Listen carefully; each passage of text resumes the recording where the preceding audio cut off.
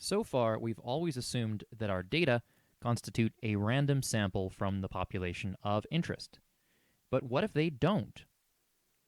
A sample that is not representative of the population that we hope to study is called a selected sample, and methods to handle this problem are typically called sample selection models.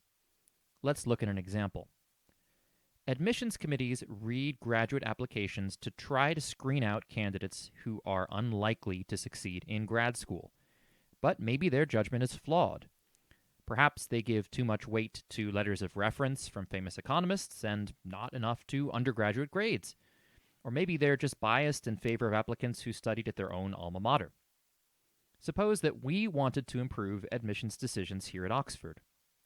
Let Y be a person's overall mark in the first year of the economics MPhil, and let X be a vector representing the information in her application file, things like undergraduate grades, the strength of her letters of reference, etc. Ideally, we would like to know the predictive relationship between X and Y, namely the conditional mean of Y given X. But there's a problem. While we observe X for everyone who applies, we only observe Y for candidates who are enrolled at Oxford. To improve our admissions decisions, however, we need to learn the relationship between X and Y in the population of all applicants, whereas our data for Y constitute a selected sample. Alice was admitted to Oxford and decided to attend. Bob was not admitted, and Chiara was admitted but went to MIT instead. This means that we only observe Y for Alice. Based on what we know about them, Alice, Bob, and Chiara are likely very different. And regressing Y on X using data for only people like Alice may tell us little or nothing about whether we should admit people like Bob or Chiara.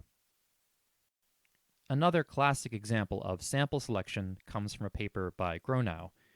Suppose we're interested in learning how wage offers, WO, vary with a person's characteristics X, say age, experience, and education.